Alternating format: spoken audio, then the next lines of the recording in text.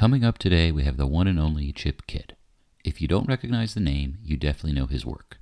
Chip is one of the greatest living graphic designers and has designed book covers for not just Elmore Leonard, but Michael Crichton, Cormac McCarthy, Haruki Murakami, Anne Rice, David Sedaris, and so many, many more.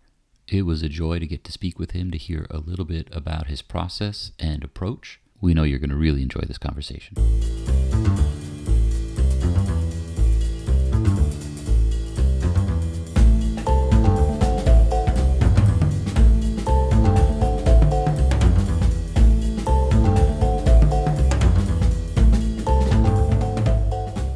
Welcome back, everyone, to the Elmore Leonard podcast. This is Judd. I'm here with Alex, and today we have a super special guest, someone whose work you definitely know, the one and only Chip Kidd. Chip Kidd, welcome to the podcast. Well, thank you. It's an honor to be here. Yeah, we recently had Chad Cushins, who wrote the forthcoming Elmore Leonard biography, and he was describing your book covers as fine art, and that when he was 13, he was collecting them, and that is what he said was his first kind of brush with art collection.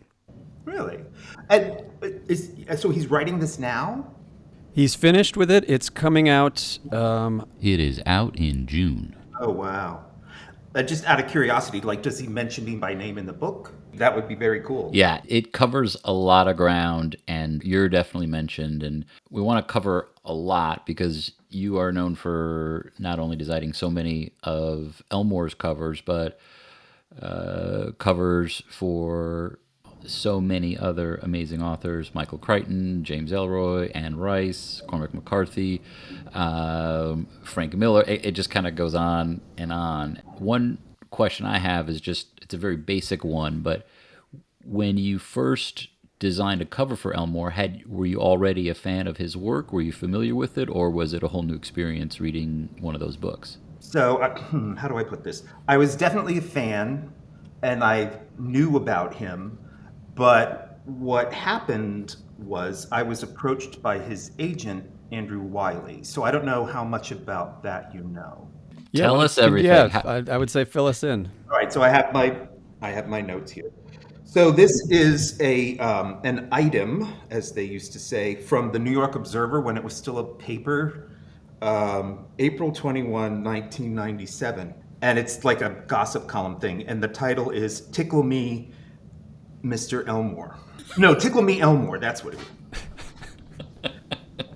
Literary agent Andrew Wiley, who now represents Sir Elmore Leonard, has hatched a scheme giving a trademark design to the entire Leonard backlist. Okay, so that's crucial. Both trade paperback and mass market, as well as future books. He has given Knopf designing whiz Chip Kidd a shot at the makeover.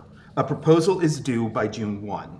The idea is highly unusual. His bucket list is divided between Avon, the paperback division tied to his former publisher, William Morrow, and Dell, part of Delacorte Press, his current house. Between them, the companies have 17 Leonard titles in print. 17 Leonard titles in print. Mr. Wiley said that designers from both Avon and Dell would also be submitting designs. Mr. Leonard's next novel, according to Jackie Farber, his editor at Delacorte, is called Cuba Libre, and, quote, adventure story, romance, and historical novel, unquote, set in Cuba during the Spanish-American War. It will have a February 1998 release date to coincide with the centennial of the sinking of the Maine. Once a unified look has been chosen, said Mr. Wiley, quote, it won't matter whose logo is on the cover. So I knew, and I mean, everybody in publishing knows Andrew, and as a matter of fact, he was my late husband's agent as well. And back then, of course, he would have been on the phone. And he floated this idea to me, would I be interested in being Elmore Leonard, being his designer for all of his books? And I was overwhelmed. I mean, I certainly wasn't going to say no, but So the way it has worked and the way it works is, I mean, I've been at Knopf now for over 38 years. Like, so that's like my day job is designing covers for them and being an art director for them. But always from the beginning, when I was hired at age 22, the industry standard was you can freelance on your own time because I'm not under contract and You're not under contract? no, never have been, which is good. Okay. That's crazy. No, it's fine. Believe me. Okay. I mean, it's probably made it possible for you to stay with Knopf, though, right? Because you can have all your side designs. And, Correct. Yeah. Correct. So this was going to be a side thing, and it was going to be a major side thing.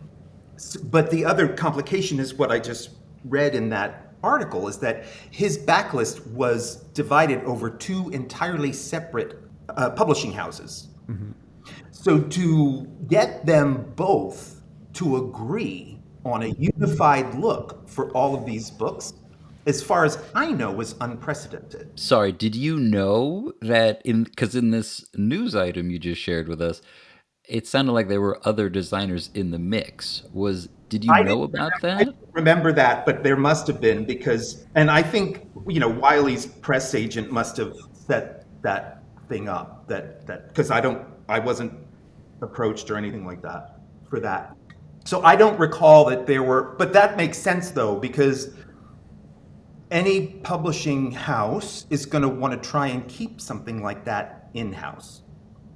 And I get that. Like, believe me, I get it. So, if there was what we call a bake-off, I must have won. But It seems like it.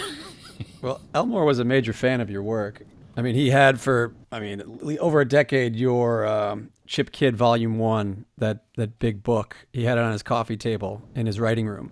which I have spread out before me right now. So I mean, yeah, I'm like, that was a mainstay in his office. So wait, that was really? Yeah. Wow, that's such an honor. It's such an honor. So this is interesting to me too, though. So I guess I always pictured it as Cuba Libre as the inaugural design, and then the backlist items came later. But you were thinking of it holistically from the beginning? Correct. Wow. Although, yeah, the Cuba Libre was the first one to come out, but then the rest sort of followed, year by year for a long time. Like, in terms of the back catalog, did you start doing designs and then you shared them with Wiley, and then Wiley goes to the different publishers and they say yay or nay? Or just tell us a little bit about that process. I know nothing about this. This is really, really good question, and basically was like what you just said. But if I'm doing a design for Knopf, my day job, so like Cormac McCarthy, I do a design and it gets shown in-house to the editor-in-chief. In his case, if they like it, then it goes to the agent and then it goes to him. And then if he likes it, then it would get shown at what's called sales conference. And if any of the sales reps have any wild, what do they call that? Objections, then we have a discussion. And then the editor-in-chief would either override them or we'd try and do something to make the sales reps happy. What's a typical wild objection? I'm just curious. Why is his name only on one line? Would you put it on 2 lines? And make it bigger? I was amazed, the Cormac McCarthy's last book project was called The Passenger, and it was actually not one book, but 2. And I had his name on one line the whole time. I was just naturally expecting the sales reps to say, sorry, it needs to go on 2 lines and make it bigger. And they didn't. I was like, wow. You'll see on now that I'm looking at them, mostly Dutch's name is on 2 lines, but there's a couple when it's only on 1 line. And even the 2 lines, it's not like, coast to coast on the cover. His covers right before you designing them were like, type cannot get any larger. The only direction to go is smaller. Yeah. So for the type itself, for the letter forms, it wasn't pre-computer, but I had only been using a Mac for maybe 2 years, which is to say, it's not like I can create typography on, you can create typography in Photoshop or whatever, but that's not what I was doing. But I wanted something that looked unique to him. So what I started doing, and I was a big fan of the New York Post at the time, because you always need to know what the enemy is thinking. And I started I loved their headline typography. It was just like this great, it's what's called a Gothic font. It's great, clear, classic lines, very easily readable from across the room, as we used to say. And now we say postage stamp size on Amazon. And so I started experimenting, just like clipping these letter forms and pasting them on a piece of Bristol board, like you would, sort of like for a ransom note. But yeah, did anyone get nervous that you were going to kidnap somebody? yeah, no. And then once I did that, and again, now you can do it in Photoshop, but back then I didn't know how to do that. So I would like Xerox it and shrink it way down to like 10%, and then blow it back up again to 100%. And that's why this looks the way it does. So you get this texture to it that literally is gritty. And that I thought, well, let's just try this. And then the sort of like the lines and the star, and like these were all things that just happened to be with that particular letter or what have you from the New York Post. Wow. And then I put it all back together again. And initially, my idea was that there would be what's called a row of die-cut holes across each one. These covers would be strictly black and white, except the color in those holes. And what was supposed to happen is that there would be actual holes, and then when you open the cover, there'd be like a color field underneath it, and it would be a quote from one of the reviews. So you see, on Cat Chaser, Lean and Mean, on Out of Sight, the best, on Get Shorty, what does that say? Can't read it. Hilarious. And they didn't have the money to do the actual holes, so we just printed it that way. But the interest, like Cuba Libre though, is so unlike the other books. The only thing that would unite it with the other books would be the typographic presentation. Yeah. So that image is a vintage image of the main exploding from a newspaper from whenever that happened. Which I think it inspired the 1995. book anyway. I think that was like Elmore has known about that, the main explosion, and that's like the impetus behind the novel. Right, 1895, I think, is what that image is from. And that has a solid red color field behind it. But again, like it really telegraphs his name, so to speak. And that's the other thing with a writer like him. You look to see what everybody else did before, because you want to do something completely different and hopefully fresh looking and newer.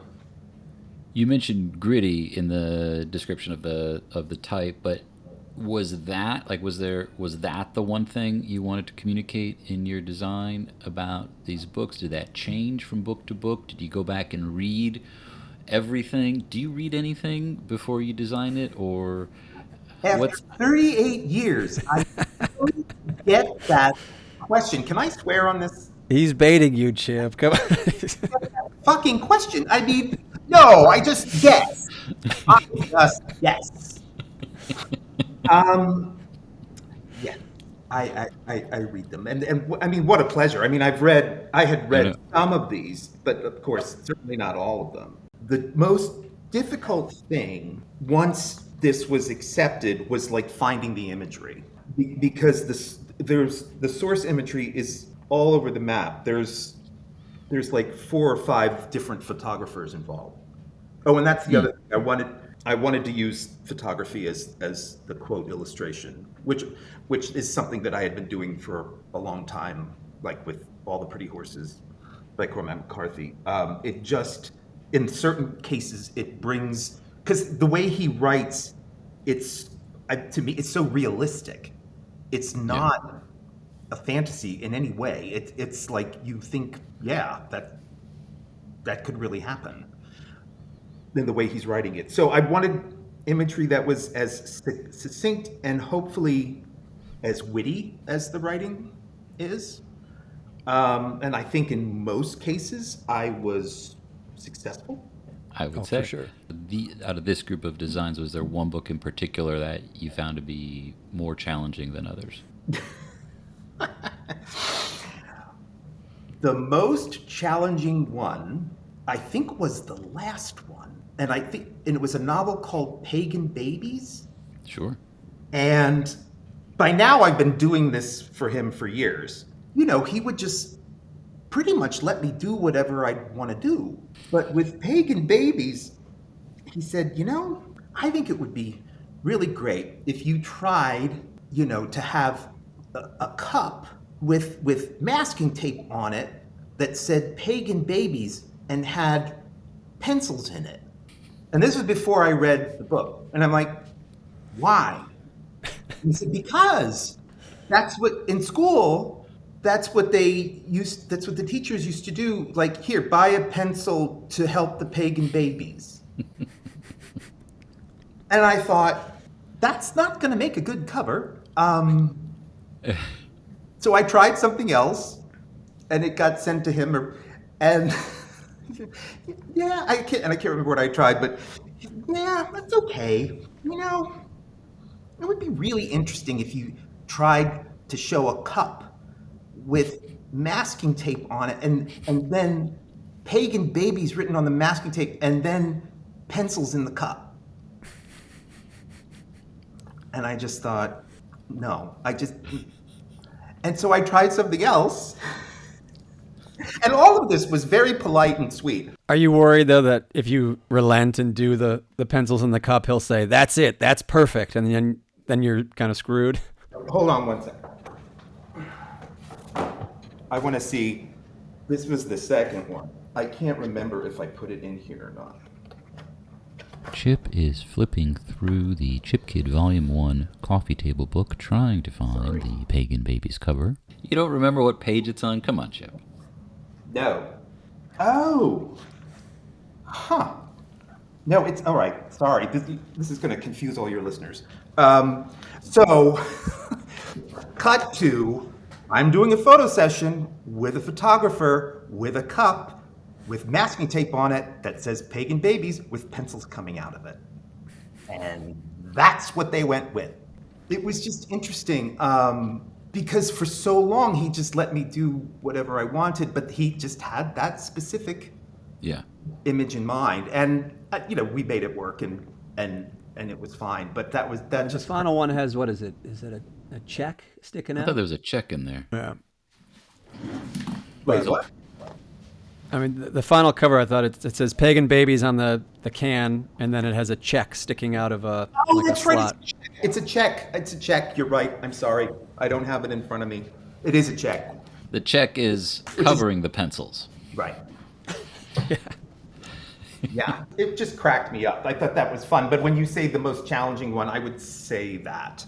I realized with this other book, the last thing I tried to do for him was a cover for something called Djibouti. Sure. And at that point, I was not dealing with him and coming up with this stuff, and which I really liked. Chip is showing us a gorgeous image in one of his coffee table books. Please buy them all to make sure that you can see this image. But it did not make the cover of Djibouti. Oh, cool. Oh, that is cool. And never saw the light of day. And I don't even know if he got to see these, but I really, Oh, that's too bad. I remember that era though. He was really taken with a photo that he had seen of a woman, which a version of it is right. the final cover, but Which I got an illustrator to draw, and somehow it just didn't work. But yeah, I remember that. Yeah, he was very particular about it for some reason. He was like, I need this on the cover, which I'm sure must happen when you deal with authors, oh, sure. Was the process of working with Elmore different than other authors?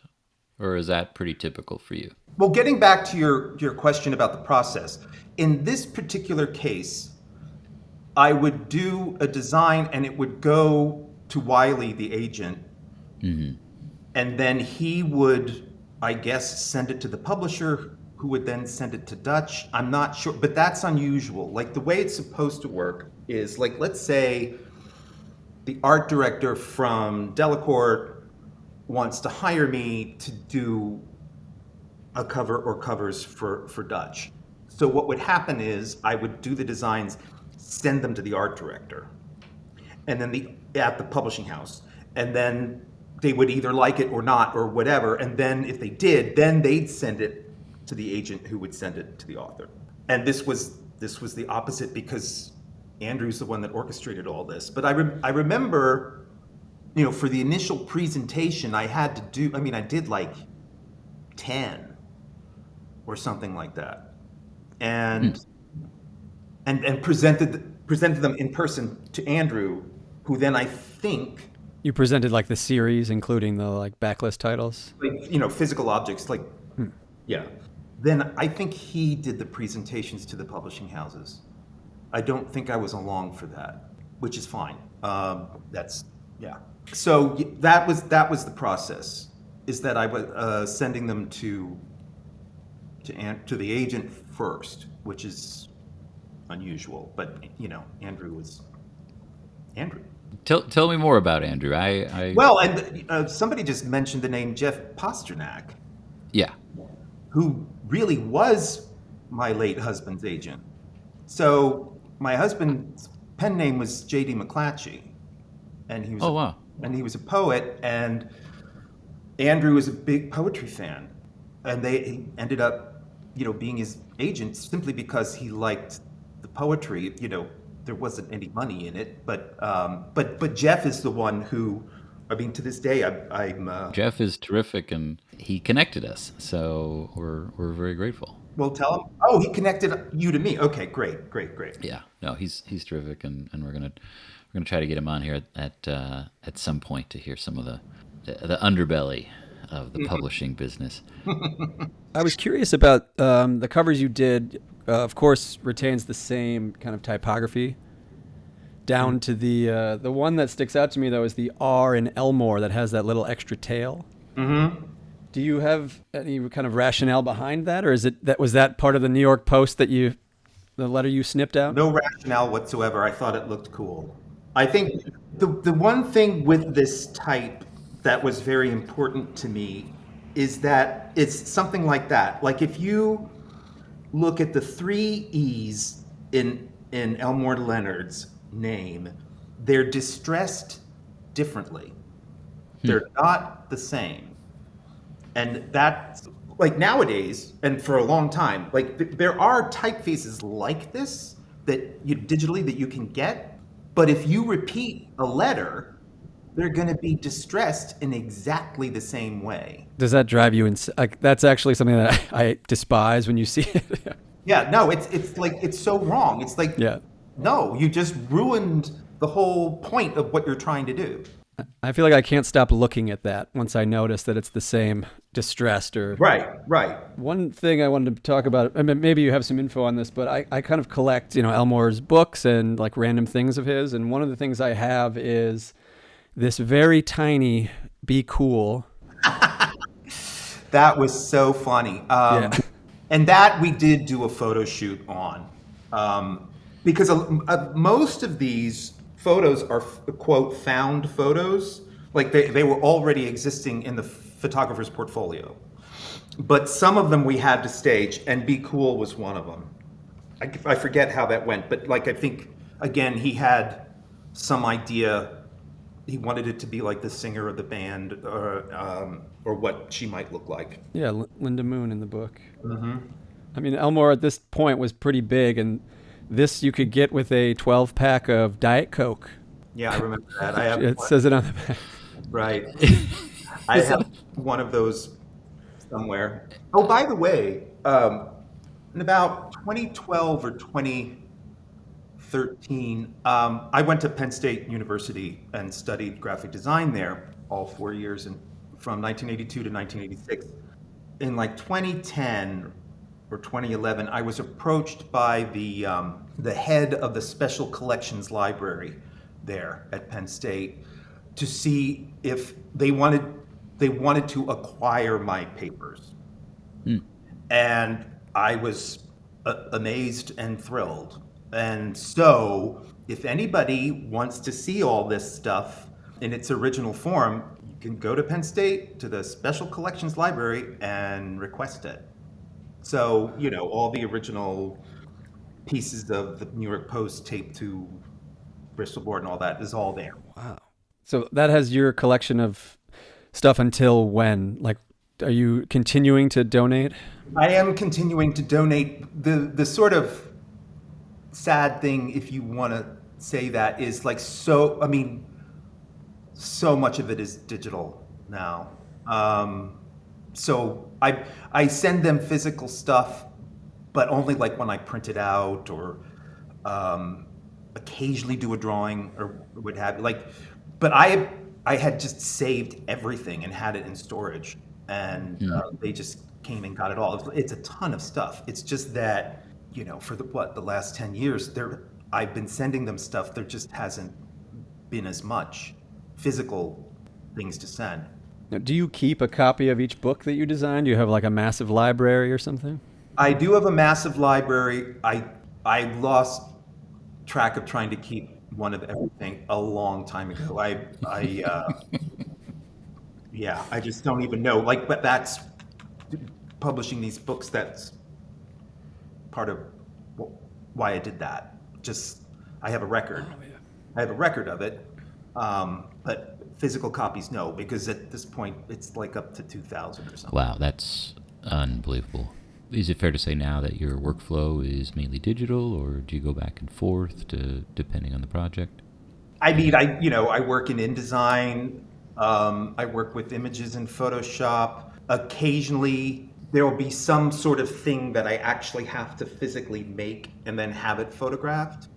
Yeah. If a book requires that, like I do everything for Haruki Murakami, and he does his output is very prolific and all over the map. Like the novels obviously, but then he did a book on his t-shirt collection, and this was like in the middle of the lockup. I thought, well, let's make a clothing label for him that would be his clothing label if he made clothing. And so That's awesome. I designed that, and it's a reference to the Verve logo, turned upside down and doubled, so it's an M. And so I designed that on the computer, but then, you research like who makes labels. And this outfit makes labels, and I can send them this design, and they'll send me 10 samples for $20. It's like wild. And so I got it. It looked great. I affixed it to a collar of a t-shirt, put it, and now, like, I can shoot jobs with this. Like, the quality is so good, and it's an iPhone, people, is what I'm saying.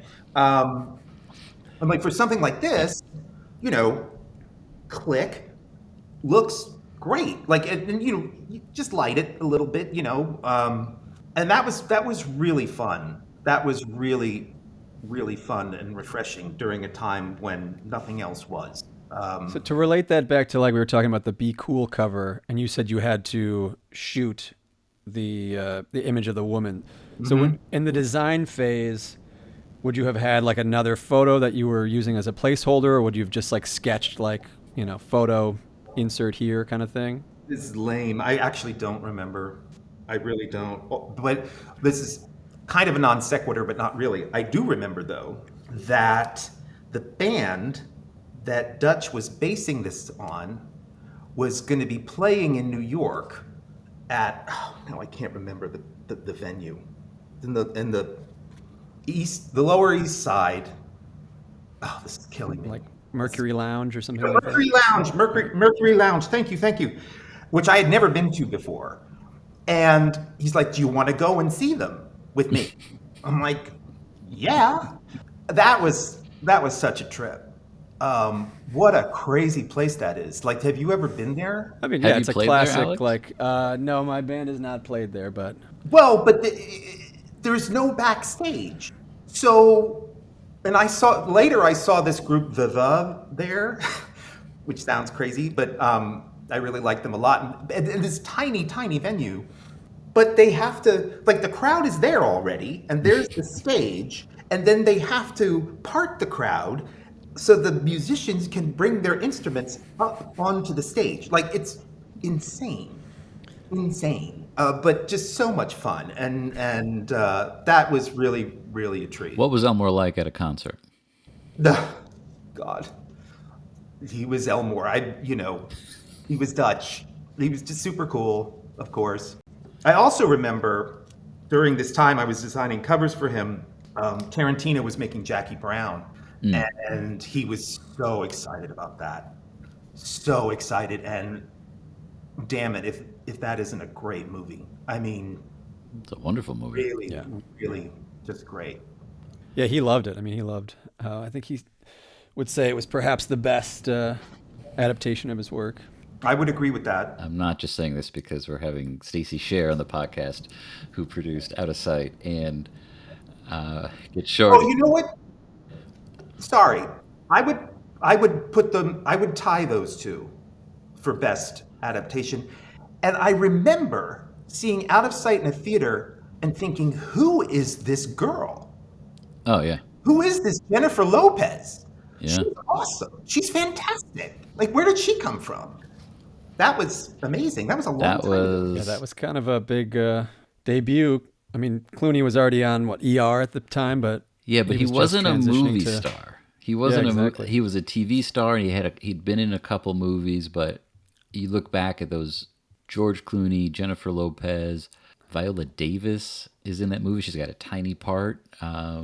Steve Zahn, Don Cheadle. I mean, all very early. Don Cheadle had already been in Devil in a Blue Dress. He was a supporting part in that. But like, that was, I love Get Shorty. But Get Shorty was essentially everybody was a movie star already, and they were being these great movie stars. And Out of Sight is, you sort of have everybody on the way up, and it's just. I'm glad you brought that up because yes, that was really, really good.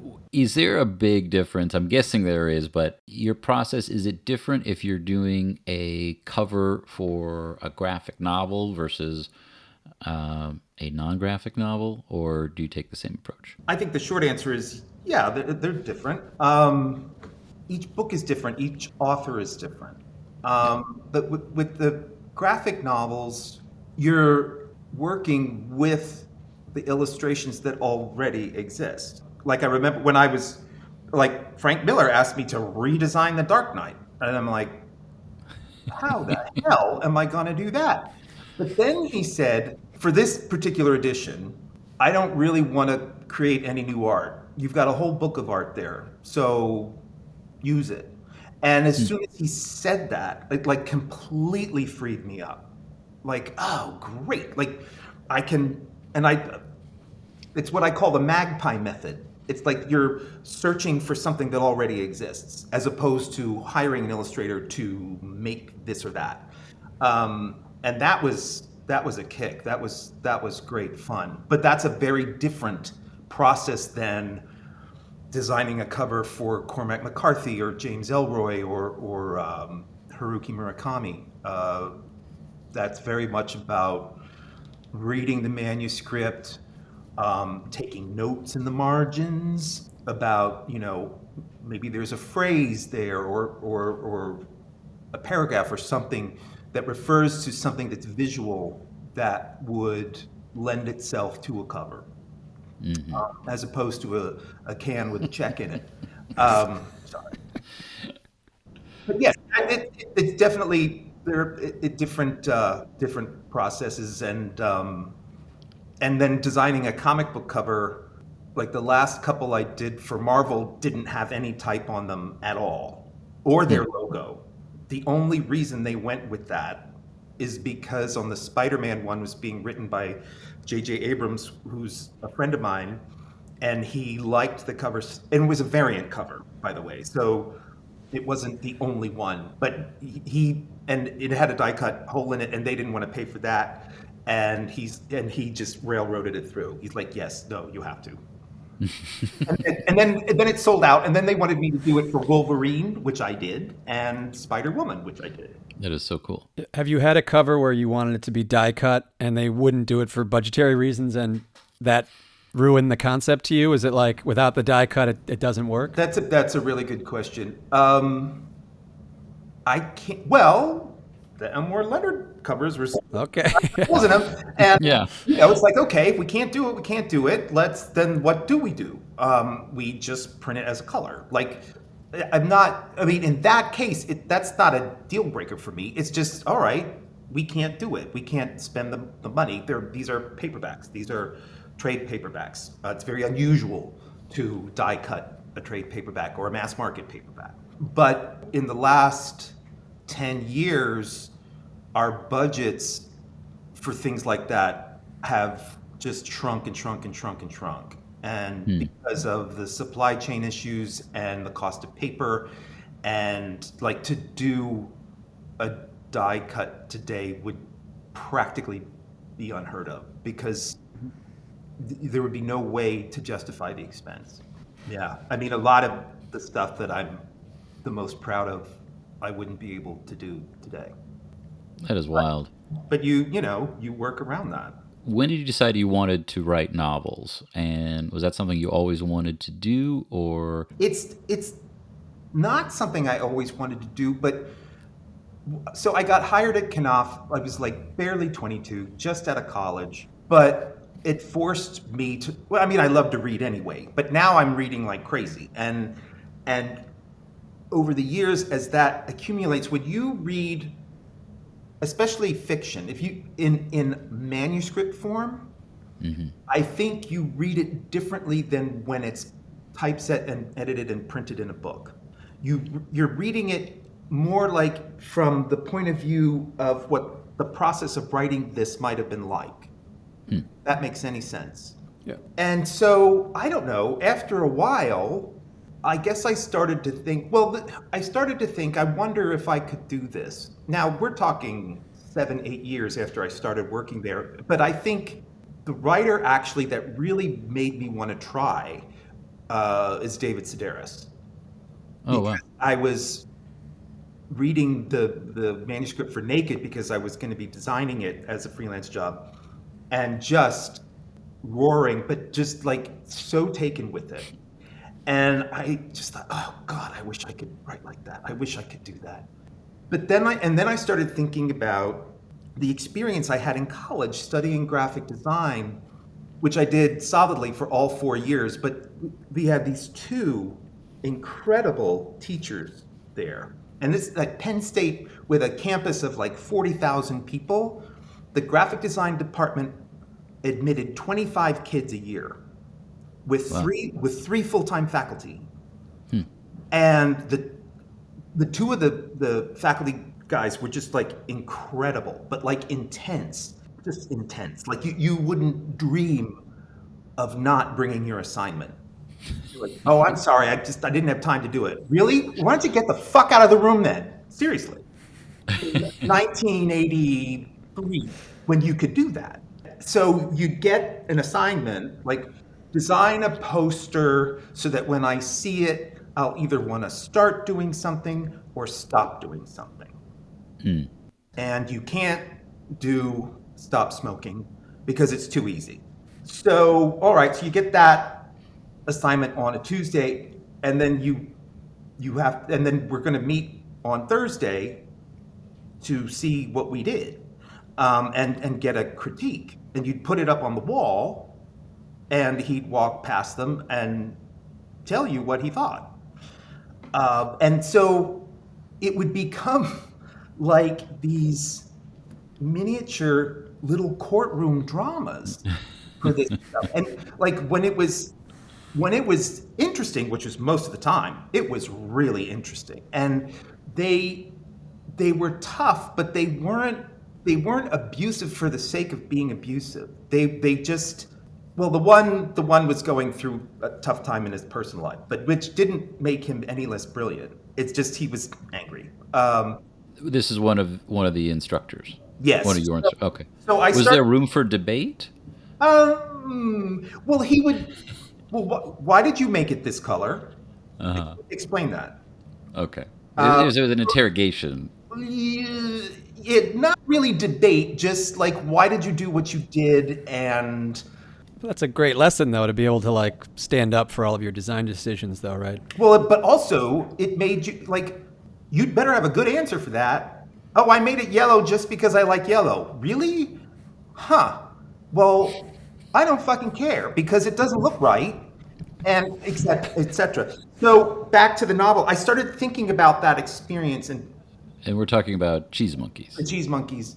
Like, what if I could take that experience, condense it, like not 4 years, but like one school year, 2 semesters, and blend the 2 teachers into one teacher, and then take like 5 or 6 of the other kids in the class, turn them into characters, develop the characters, and then you start to get the assignments. And here's the poster assignment. And so this is how each kid answers it. And then the teacher fires back and forth, and it like builds and builds. There's like, 4 or 5 assignments until there's the final one. And it took a long time to figure that out, but I just thought I have to try this. It took a long time. It took I guess a couple of years, and I called my agent, who's like the equivalent. Well, no, not my. No. Sorry, I called this woman named Amanda Urban, Binky Urban, who I knew and had worked with because like she was the agent for. She was like Andrew Wiley, but for ICM. So Cormac McCarthy, Haruki Murakami, Bret Easton Ellis, Jay McInerney, and I worked on all those. So I could get her on the phone, and I said, look, I've been working on this thing, and my intention was, is there anybody in your office that could take a look at it? She said, well, I'll take a look at it. And I'm like, really? And she said, yeah, I'll take a look at it, and I'll tell you if it's any good or if it should just go in a drawer. I'm like, okay. So could you see like what I'm used to in terms of critique? Most of the people at Knopf were not like that, by the way. But anyway, so I sent her like bits of it, and she said, I really think there's something here, but what you need to do is write a complete first draft, beginning to end, because nobody will believe that you can do this because you're known for this other thing. And now all of a sudden, what, you want to be a writer? Really? So you have to, so 2 more years ensued of doing that until finally I had a first draft and I sent it to her and she sent it out and Scribner bought it. It was amazing. Wow. It was Am I right in thinking that Dustin Hoffman was going to make it into a movie? Yeah, how did you know that?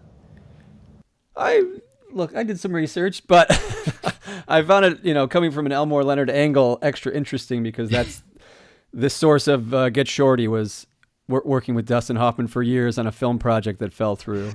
So his to be more accurate, his production company optioned it because, quote, he would like to think about playing a teacher on screen. So they optioned it for like 3 years, and then that was the end of that. And then this outfit in Canada optioned it, and that I co-wrote the screenplay, and that was a fascinating experience How so?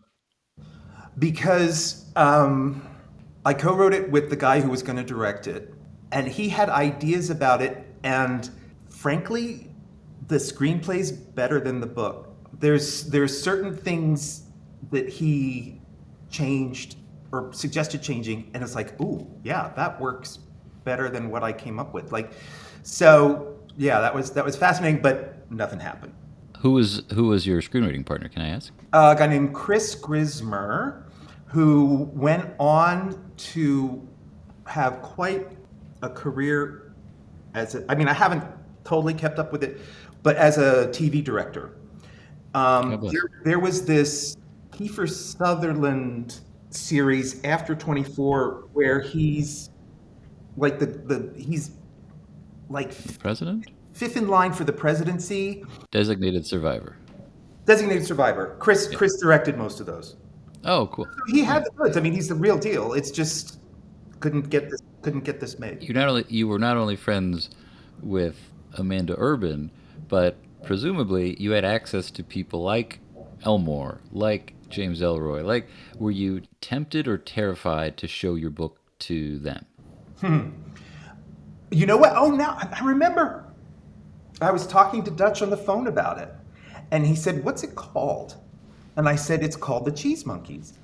And he's like, "That's really great." And I forget how he phrased it, but he's like, something, like the title has to make me want to read it. And that's hard to do. And that's a great High praise. I think that's as far as that got. But now, see, Ellroy, James is just the best. And I had worked with him for so long, and he'd actually become like a real friend. And so I did send it to him for a blurb, and he gave me one. It was very sweet of him. I don't think it's the sort of book that he really would have been all that interested in, but he did it as a friend. God bless.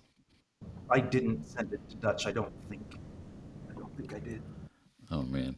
Now, I read that you write fiction in InDesign. Is that true to this day?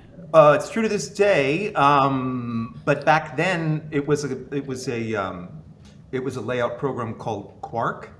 Oh yeah. So the first novel was written in Quark, and the second one was written in InDesign. And if there's a third, it will be written in InDesign. Why? Please tell Yeah, I've me never why. heard of anybody writing like that, but I'm kind of intrigued now. I'm like, maybe I'll try it out. No, my husband thought it was ridiculous. He's like, you're writing it. I think it matters though. It's like if it's a typewriter or It looks like it's done, and it needs editing. And that was when the wonderful woman at Scribner bought it, Sarah McGrath, who's now head of Riverhead, just wonderful person. But she said they bought it, but they said, is he willing? Before they bought it, they said, is he willing to do work on it? And I said, yeah. And I was talking on the phone with her, and she said, this is just, I've never received a first draft manuscript that looked like this. Like, it looks like it's done. Wow. There you go. It's the only way I can do things like that. At any writing at all, it has to be like within the layout. Like when I do like the books on Peanuts or Batman, or I wrote a book to teach graphic design to kids called Go. I am writing it as I'm designing it. If that makes any sense. And because yes, he's like, Standy was like, you're writing to fit. That's ridiculous. Like you're writing in such a way that the page breaks a certain way. Like that's not how it's done. Well, it's how you do it, and that's all that counts. How I do it. yeah. Looking back on your collaboration with Elmore, if there's one moment, one memory that jumps out that you like to share, I think everyone will get a kick out of it. All right. Well, Or two. I'm going to read a piece that he wrote for me for this, this book one, this first retrospective I did. and it's dated January 3rd, 2005, for Chip Kids Book 1. I didn't get to see most of my books as they were published until it made no difference whether or not I liked the cover design. Most were okay. They looked like book covers. One in 1976 won a New York Art Directors Award. But with 40 books to dress, there were few, if any, Sacco visual images until Chip came along, bless his heart, and the covers came alive with visuals you had to stare at and wonder about. What's an empty swimming pool doing in the design? Or the black guy's chest and his jewelry? Or the white guy's belly? Or the bare feet on the balcony with the view of the ocean? Do they tell anything about the novel? Not much. But who cares? I love them. Signed Dutch. Wow. I mean, that just, you know. Well, I think when I hear that, and I'm guessing with all the other great authors you've worked with over and over again, they clearly felt like you were getting what they were talking about, what they were writing about in their work. Yeah, And I mean, I think so, or I wouldn't have been able to do as much as I've been able to do. But also, though, the buck stops with the author. If the author doesn't like what you're doing, you have to either completely redo it or alter it, or however, to get it to where the author likes it. Like we're not going to go to press with something that the author does not like. And I think one of the things about publishing my own novels and my own books is that it really taught me what it's like from their side. And like, I couldn't imagine writing this book, putting all this work into it, and giving it to another person to say, here, you figure out what that looks like. It's like, yeah, here's my 8-year-old child, dress him. Really? So I gained a lot more sympathy for the authors, I think. no, I mean it's really amazing to get to talk to you. One of the things that we all love about Elmore is how evocative his work is, and one sentence can say so much. And with all your covers, not just Elmore's, it's the same thing. So thank you much for. Thank you. It was a, honor to do work for him. Words fail. It's just incredible work, and has brought, this sounds like a cliche, but it's brought like so much joy to so many people. And just to be involved in that just a little bit was really amazing. So when you asked me to do this, I'm like, yes, let's just figure out when. Well, we're very grateful. But yeah, it really is. It's been an honor to talk to you. I mean, yeah, I was, of course, seeing your covers as you were making them for Elmore, but I was also reading, David Sedaris, Haruki Murakami, and then even, like the Tezuka Buddha books that you designed. Yeah. I remember opening those and seeing your name and just thinking, well, I guess this guy just designs every book. I loved those books. I mean, just incredible. Like, talk about somebody I would have loved to have met. And I'm looking forward to that biography. I want to read it. Well, yeah, maybe we can probably get the author to send you a copy. We'll check with Chad, and that would be great. I mean, I can buy it like everybody else, but I just No. didn't even know what was happening. So I would like to. Did they not ask you to do the cover? Oh no, it's a photograph. They took a photograph from yeah. Do you know who's publishing? HarperCollins? Yeah, Mariner, HarperCollins. Okay. Yeah.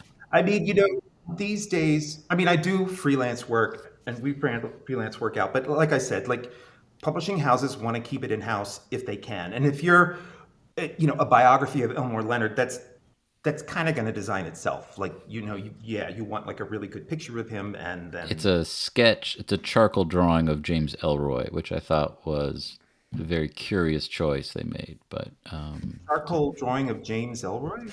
He's joking. no, I am totally kidding. Chip, this has been such an honor for us. Thank you for taking the time, and thanks for doing such amazing work. We really appreciate you being here today. The Elmore Leonard podcast is produced and edited by Judd Rubin. Music by Greg Ahee. Hosted by Judd Rubin and Alex Leonard. Executive produced by Peter Leonard. Copyright 2025, Elmore Leonard Inc. Please visit us at elmoreleonardofficial.com or send us an email at hello@theelmoreleonardpodcast.com.